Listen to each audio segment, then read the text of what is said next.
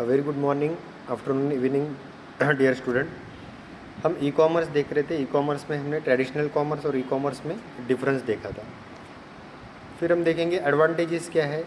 In short में बता दूं कि ई कॉमर्स के 4 5 6 एडवांटेजेस है जो कि बहुत ही इजी है। जैसे कि ग्लोबल स्कोप, यानी दुनिया के किसी भी कोने से हम चीज़ मंगवा सकते हैं या फिर चीज़ हम बेच सकते हैं, that is global scope. Then electronic transaction, हम किसी को जाके फिजिकली कोई मनी, पैसे, चेक नहीं दे रहे, हम कार्ड से पे कर रहे हैं, डेबिट कार्ड से पे कर रहे हैं, स्मार्ट कार्ड से पे कर रहे हैं, या क्रेडिट कार्ड से पे कर रहे हैं, या फिर इलेक्ट्रॉनिक फ़ंड ट्रांसफ़र के द्वारा पे कर रहे हैं, तो इलेक्ट्रॉनिक ट्रांजैक्शन हो रहा है, कोई भी फिजिकल ट्रांजैक्शन इसमें नहीं हो रहा है।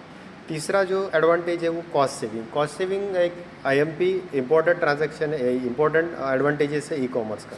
देखो, मैंने लास्ट टाइम भी आपको शायद कहा था कि कोई भी चीज़ अगर किसी कंपनी में, किसी कारखाने में, किसी यहाँ पे बनती है, तो वहाँ पे जो, वहाँ से जहाँ पे वो डिलीवर होती है, तो उसका जो ये होता है, प्राइस होता है, वो थोड़ा बढ़ जाता है। क्यों?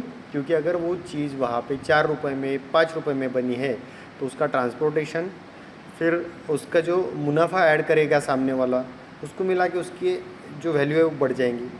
फिर वो क्या करेगा, फिर वो और किसी को बेचेगा, तो वहाँ पे भी उसका ट्रांसपोर्टेशन और वैल्यू बढ़ जाएंगी।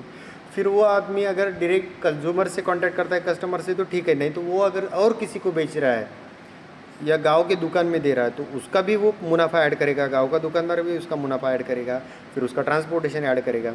तो एक चीज़ जो है वो 3 बार ट्रांसपोर्ट हुई है, 3 बार ट्रांसपोर्ट हुई है, 3 बार उसने ट्रैवलिंग किया है, 3 लोगों के पास से आई है। तो जो 3 लोगों के पास से आए, वो तो कोई खैरात बांटने के लिए बैठे नहीं, तो वो मुनाफा कमाएंगे, तो उनका मुनाफा भी उसमें ऐड हो जाएगा। तो अब देखो, ये 3 जगह से जो चीज़ आई है, वो 3 जगह का मुनाफा कम, 3 जगह से ट्रांसपोर्टेशन का चार्ज लेके आई है। तो डेफिनेटली ये 5 रुपये की चीज़ हो, हम तक आते आते 10 रुपये की बन जाती है, जो बहुत कॉस्टली होती है। अब अगर हम ई कॉमर्स का यूज़ करते हैं, तो क्या होता है कि हमने जो चीज़ है डायरेक्टली कांटेक्ट की है कंपनी को कि ये चीज़ हमें पसंद है, ये चाहिए। जो बीच वाली एक कंपनी है जो हमारे घर तक वो चीज़ ला के दे रही है, वो उसका शिपिंग चार्ज लेगी, shipping charge, that's called transportation expenses. सिर्फ आप तक पहुंचाने का वो चार्ज ले रही है, उसी के लिए वो कंपनी बनी है। अमेज़ॉन है, फ्लिपकार्ट है, बहुत सारी कंपनीज़ है ऐसी जो सिर्फ इसी के लिए बनी है, ये सेवाएं देती है, और ये सेवा देने का वो खुद का चार्ज लेती है। अब क्या हो गया कि 3 ट्रांसपोर्टेशन और 3 लोगों का मुनाफा एकदम कम हो गया, और डायरेक्टली अब वो चीज़ हमें मिल रही है। तो सिर्फ एक ट्रांसपोर्टेशन का चार्ज जो है एक बार लगेगा, और सीधा सीधा वो उसकी जो वैल्यू है, उसकी बेस वैल्यू हम दे रहे हैं, तो कॉस्ट सेविंग हो जाएगा। फिर एनी टाइम शॉपिंग है। Yes, it is the global market, we can shop, we can purchase, we can sales 24/7। हम 24 घंटे में कभी भी खरीद सकते, बेच सकते हैं इलेक्ट्रॉनिक कॉमर्स पे। नो इंटरमीडिएट्स, अभी मैंने आपको बताया कि कोई उसमें होलसेलर नहीं है, कोई शॉपकीपर नहीं है, कुछ भी नहीं है। डायरेक्टली क्या है, डायरेक्टली आप है और प्रोडक्ट है। इंटरमीडिएट आपको आपके पास में ला के दे रहा है, जो कंपनी वो आपके पास में सीधा ला के दे रही है, दैट्स ऑल। नो इंटरमीडिएट्स, वहाँ से कोई होलसेलर के पास नहीं जा रही, किसी के पास नहीं जा रही।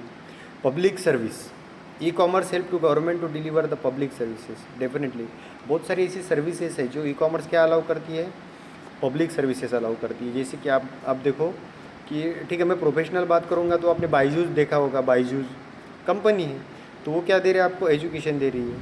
बहुत सारी ऐसी सर्विसेज है जो हमें, जो पब्लिक सर्विस है, जो गवर्नमेंट द्वारा जो मिलती है, उसका एक बेनिफिट हम ले सकते हैं इस ई कॉमर्स द्वारा।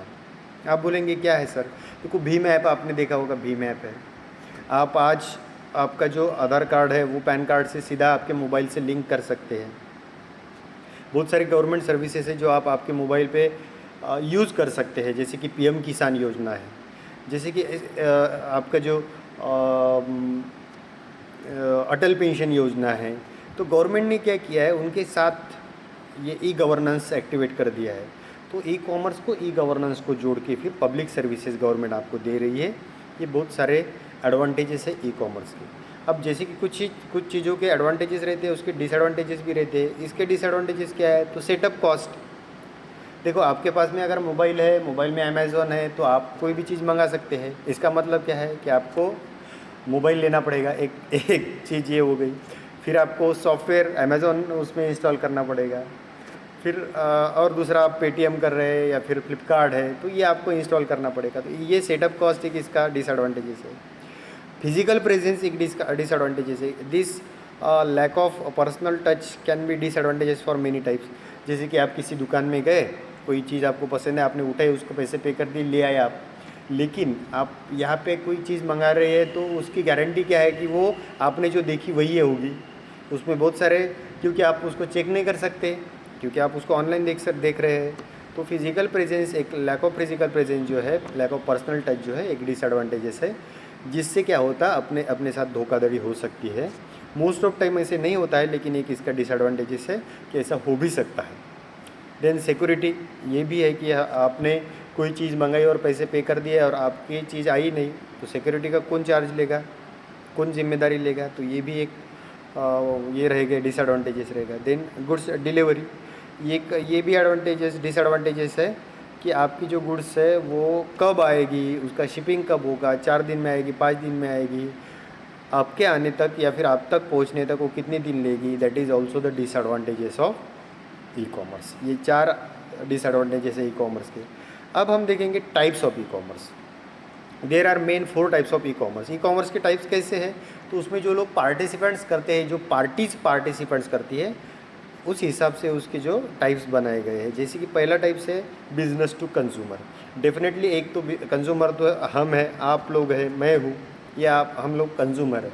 हम क्या करेंगे, किसी भी चीज़ को परचेज़ करेंगे। और जो सेल करेंगे वो कौन है? सेल करेंगे वो बिजनेस है। अगर एक कंपनी है जो बैट बनाती है, तो बैट वाली कंपनी को हम अगर बैट मंगाते हैं तो हम कौन हो गए? कंज्यूमर। और बैट बनाने वाली कंपनी कौन हो गई? बिजनेस हो गई। तो business to consumer e commerce का एसेंशियल पार्ट है। ये दोनों पार्टिसिपेंट है, बिजनेस भी उसमें पार्टिसिपेंट्स है और हम भी उसमें पार्टिसिपेंट्स हैं। हम पार्टिसिपेंट्स है एज अ कंज्यूमर, हम कस्टमर के तौर पे काम कर रहे हैं, वहाँ पे उनसे कुछ चीज़ें मंगा रहे हैं, परचेज़ कर रहे हैं, और वो है जो बिज़नेस, उनका बिज़नेस है, तो वो बिज़नेस के तौर पे उनकी चीज़ें जो है हमें डिलीवर कर रहे हैं, भेज रहे हैं। In B2C model, business sales its product directly to the consumer. हाँ, इसमें क्या होता है कि बिजनेस आपका उनका जो प्रोडक्ट होता है वो कस्टमर को डायरेक्टली भेजता है। A customer can view the product shown on the website.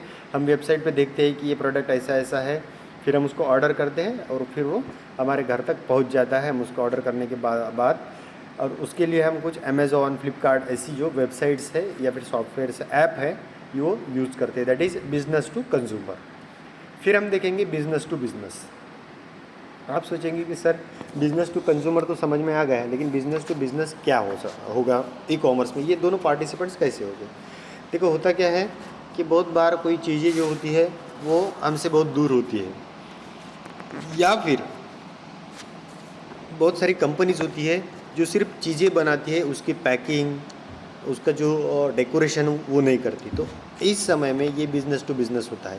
In business to business model, business sales its product to an intermediate buyer who then sales the product to the final customer. क्या होता है कि business to business में एक ऐसा business होता है जो दूसरे बिज़नेस को या फिर ऐसे खरीदार को माल बेचता है कि वो फिर कस्टमर तक को पहुंचा देंगे। तो ये है बिज़नेस टू बिज़नेस। बहुत बार ऐसे होता है, या फिर फ्रिक्वेंटली हम देखते हैं कि अगर हमने बिज़नेस को अगर कांटेक्ट किया है कोई चीज़ के लिए, तो वो तो B2C हो गया, लेकिन उस बिज़नेस ने अगर कई दूसरे बिज़नेस से वो प्रोडक्ट लिया है तो वो हो जाएगा फिर बिज़नेस टू बिज़नेस। इसका एग्जांपल ये होता है, आप को मैं बताऊंगा, समझ में आ जाएगा कि बहुत सारी जो 2 व्हीलर 4 व्हीलर बनाने वाली कंपनीज है वो क्या करती है, उसकी बहुत सारी कंपनीज होती है, वो अलग अलग पार्ट्स बनाती है। फिर ये अलग अलग पार्ट्स बना के क्या करती है, किसी दूसरे बिज़नेस को बेचती है, और दूसरा बिज़नेस क्या करता है, उन सभी पार्ट्स को असेंबल करके फिर या तो 2 व्हीलर या तो 4 व्हीलर जो है वो असेंबल करता है, बनाता है, और फिर वो कस्टमर को बेचता है। तो इसका मतलब क्या होता है कि business to business transaction, business to business e commerce यहाँ पे हो रहा है। मैं और एग्जांपल आपको देना चाहूँगा कि बहुत सारे मार्केट में ऐसी कंपनीज होती है जो कंप्यूटर असेंबल करती है। तो कंप्यूटर असेंबल करने का मतलब क्या है, तो उसमें क्या होती है, हार्ड डिस्क होती है किसी और कंपनी की, फिर उसमें जो प्रोसेसर होता है वो एसरॉक का या फिर इंटेल का या फिर और किसी कंपनी का होता है। तो इंटेल का प्रोसेसर है, किसी और आसूस कंपनी का या फिर किसी HDMI कंपनी के हार्ड डिस्क है, रैम जो होती है वो और किसी कंपनी की होती है, फिर जो CPU जो कैबिनेट हम बोलते हैं उसको, कैबिनेट जो डब्बा होता है वो किसी और कॉम्पैक्ट कंपनी का होता है, इंटेक्स कंपनी का होता है। तो ये सब चीज़ें क्या होती है, ये अलग अलग कंपनी से एक कंपनी खरीदती है, फिर उसको असेंबल करके उसका कंप्यूटर बनाती है और फिर वो हमको बेचती है। That is B2B e commerce. Now the C2C। C2C क्या है? In C2C model consumer helps consumer to sell their assets like residential property, cars, motorcycle ETC। C2C क्या है? तो कस्टमर से कस्टमर, कंज्यूमर से कस्टमर या फिर कंज्यूमर से कंज्यूमर। देखो आपका अगर आपकी जो बाइक अगर बेचनी है आपको, तो आप आपकी बाइक बेचेंगे, ऑनलाइन आप क्या कर रहे हैं, उसका एक फ़ोटोज़ डाल रहे हैं, फिर आपको कोई कांटेक्ट होता है कि आपकी बाइक जो है वो पसंद आई है, आप इसका सौदा करें, तो फिर आप उसका सौदा करेंगे और फिर वो आप बेच देंगे। That is what? That is consumer to consumer. क्योंकि वो बाइक आपने 4 साल यूज़ की है, अब आपको वो बेच के दूसरी लेनी है, तो आपने वो डाल दी है फेसबुक पे, उसका फ़ोटो डाल दिया है। बहुत सारे वेबसाइट है इससे जहाँ पे आपने उसका फ़ोटो डाल दिया है, आपका फ़ोटो देख के किसी ने आपको कंसर्न किया है कि भाई ये बाइक हमें पसंद है, आपकी बाइक बहुत बढ़िया है, तो आप बेच सकते हो क्या? तो कितने में बेचेंगे? ये जो होता है ये होता है कंज्यूमर टू कंज्यूमर। और ये एक होता है last but not the least, consumer to business. इसमें क्या होता है फिर? In this model consumer have products और services of value that can be consumed by business. For example the comparison of interest rate to personal loan, car loan provided by the various banks via website. A business organization who fulfill the consumer's requirement within the specified budget approaches the customer and provides its services. For example, a blog can be written by an author for a business to improve sale of product, that is e-buy. इसमें क्या है? Consumer to business में क्या है? देखो बहुत सारे business ऐसे होते हैं जिनकी मार्केटिंग एडवर्टीजमेंट करनी पड़ती है। यहाँ पे एग्जांपल भी वैसे ही दिया हुआ है। तो एक कंज्यूमर होता है, वो क्या करता है कि कंपनी से कांटेक्ट करता है कि भाई मेरे जो ब्लॉग्स है वो बहुत लोग पढ़ते हैं, तो आपकी कंपनी के लिए मैं किसी भी पेपर में एक ब्लॉग लिखने को तैयार हूँ, जिसके द्वारा आपका जो मार्केटिंग है वो बढ़ जाएगा, आपका जो रेपुटेशन है वो बढ़ जाएगा और आपके जो डिमांड है वो बढ़ जाएंगी। तो ये होता है कंज्यूमर टू बिज़नेस। बहुत सारे ऐसे कंज्यूमर्स होते हैं जो बिज़नेस को सर्व करते हैं, सर्विस देते हैं। ऐसी कोई छोटी छोटी मोटी कंपनीज़ होती है जो बिज़नेस को क्या करती है, लोन देती है।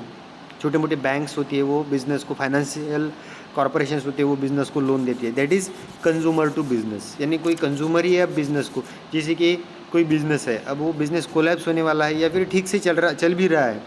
आप लेटेस्ट एग्जांपल ले लो कि हमारा जो एयर इंडिया है उसको अब टाटा ने ख़रीद लिया है। टाटा ने, आपको मालूम होगा, अभी न्यूज़ चल रही है वो रिसेंटली।